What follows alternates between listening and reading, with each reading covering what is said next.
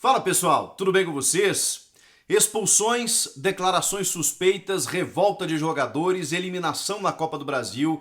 Eu vou te contar nesse vídeo por que Miguel Ángel Ramírez está sendo demitido do Internacional. Questão de horas para o anúncio. Chega mais, eu sou o Chico Garcia, inscreva-se no canal e vamos juntos.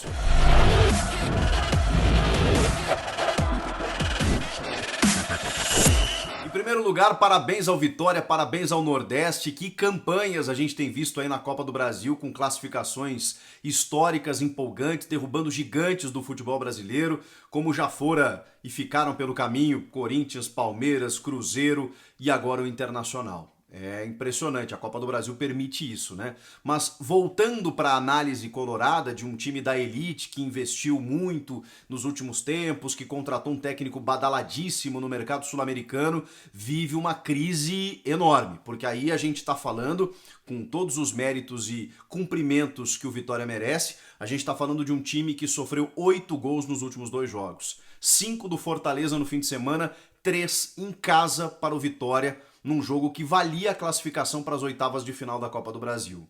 Depois do Inter ter vencido fora de casa, conseguiu perder por 3-1 dentro dos seus domínios, da sua casa, e ficar pelo caminho na competição. Só que isso é só a ponta do iceberg. Tem muita coisa acontecendo no Internacional que está chegando, está culminando com a troca no comando técnico. Obviamente, eu talvez esteja correndo um risco aqui, e a profissão de jornalista ela tem isso. Muitas vezes você faz uma aposta, mas não é baseada no nada, não é no achismo. Quando eu digo aqui que o Miguel Ángel Ramírez será demitido, já tinha feito um post no fim de semana dizendo que ele vai cair, pela entrevista sintomática do João Patrício Hermann, vice de futebol, que hoje está correndo o risco também de ser demitido, de ser desligado do comando do futebol do Internacional. E depois do que eu acompanhei hoje, no dia de hoje, apurando todas as informações de bastidores, estando há um tempo nesse negócio, para mim me parece muito claro que o trabalho dele não seguirá. Não era, digamos, a vontade do presidente Alessandro Barcelos. Ele não queria realmente, ele queria insistir demais com o treinador espanhol, mas ele não está conseguindo. E o que aconteceu hoje me pareceu muito claro de que ele perdeu completamente o comando do vestiário, perdeu completamente o grupo, perdeu o comando, perdeu a sua ingerência, a sua capacidade de desenvolver o seu método e o seu modelo de jogo. Não há mais clima para a permanência do técnico. Não há. E ele só não foi demitido nos microfones na sua entrevista coletiva na noite desta quinta-feira porque talvez não fosse o foro adequado. O Alessandro Barcelos vai se reunir com os seus membros, os seus pares, nesta sexta-feira, e eles vão decidir o que fazer. Talvez a decisão do que fazer não seja nem sobre a demissão do Ramírez, e sim sobre quem será o substituto. Porque eu sempre digo isso para vocês, isso virou até uma questão temática aqui do canal. O próximo passo é muito importante. Antes de demitir, você precisa olhar para onde você vai pisar. Para onde você vai ir, qual caminho você vai seguir. E aí você precisa analisar o mercado, você precisa agir rapidamente. O futebol ele não permite com que você pare para pensar, não dá tempo. Nós já estamos em junho e o Inter já está fora de uma das principais competições a que iria disputar, a Copa do Brasil. Tem o Olímpia pela Libertadores mês que vem, tem o Campeonato Brasileiro, que o Inter quase conquistou na temporada passada e que poderia chegar forte de novo, mas não começou bem também.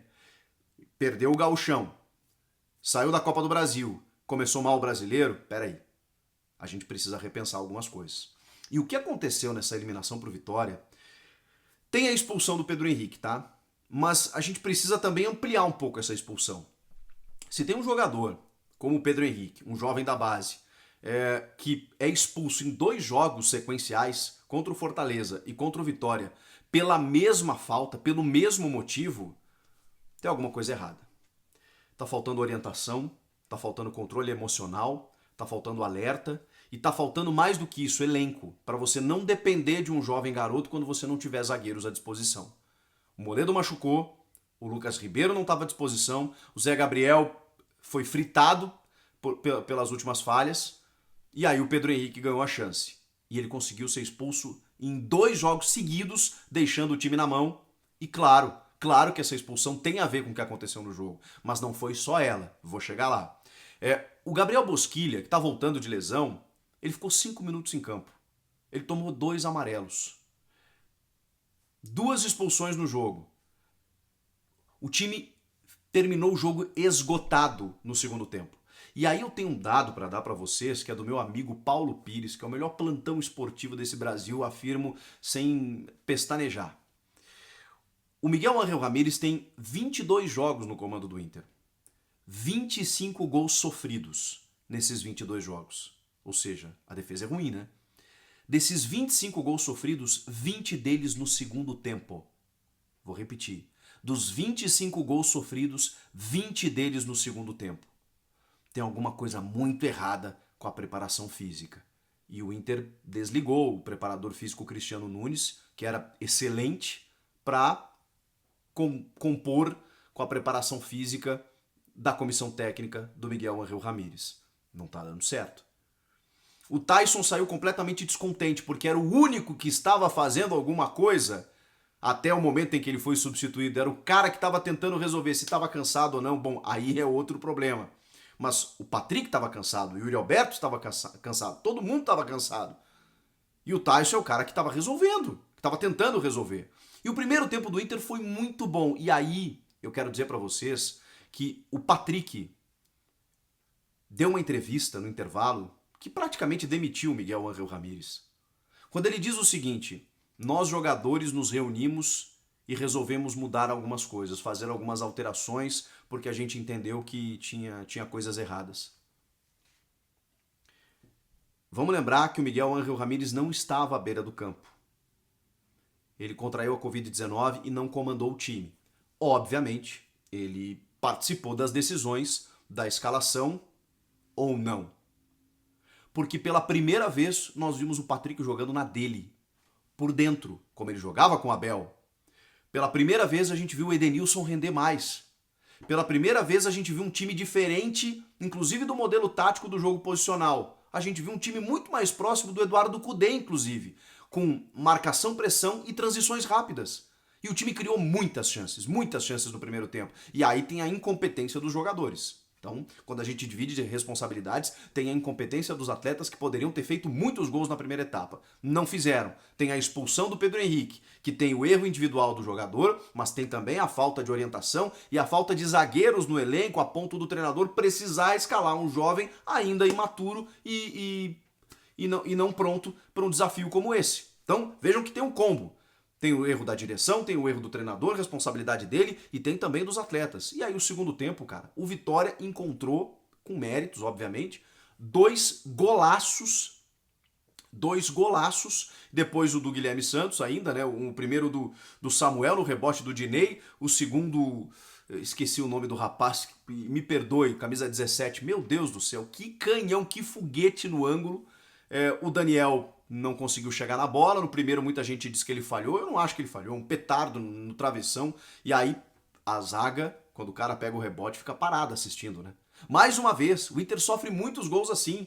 O Lomba dava rebote, o Lomba não jogou hoje, mas o Lomba dava rebote, batia na trave e tal, e a zaga, opa, tem rebote e tal.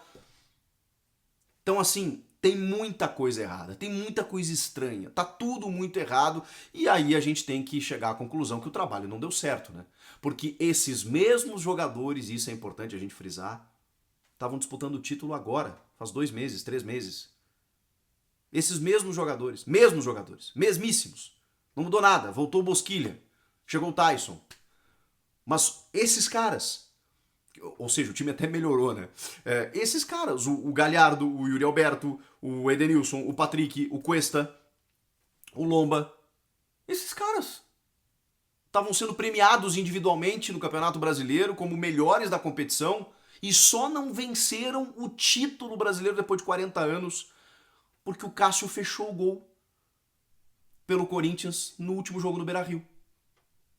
Só por isso. Por isso aqui, cara. O Flamengo não ganhou o jogo dele aqui no Morumbi, do São Paulo. Não ganhou. O Flamengo foi campeão sem ganhar. O Inter só precisava ganhar o jogo dele e não ganhou. Então foi por isso aqui que o Inter não foi campeão brasileiro. Com o Abel Braga. Com esses caras. Então o trabalho não deu certo, gente. A gente tá falando de um time que caiu pro Grêmio mais uma vez, que não vence Grenais, o Abel venceu. O Cudê não venceu, o Ramires não venceu. Fora do Gauchão, fora da Copa do Brasil, mal no Brasileiro, tomou 5 do Fortaleza, 3 do Vitória. Pera aí, gente, onde é que a gente vai parar? E aí, pelas entrevistas do João Patrício Herman no fim de semana, do Patrick no intervalo, do Edenilson no pós-jogo e do Alessandro Barcelos, presidente que veio a público e foi perguntado: você garante o Ramires no comando técnico? Ele é o nosso treinador. Que ele é, nós sabemos que ele é, né? Até ele ser demitido, ele é. E essa foi a resposta. Ele não garantiu. E mesmo se garantisse, e aí a gente precisa entender esse jogo de palavras que acontece no jornalismo, nas entrevistas coletivas, que nesse momento os presidentes são apertados, né, pelos repórteres, e a gente está lá para isso mesmo.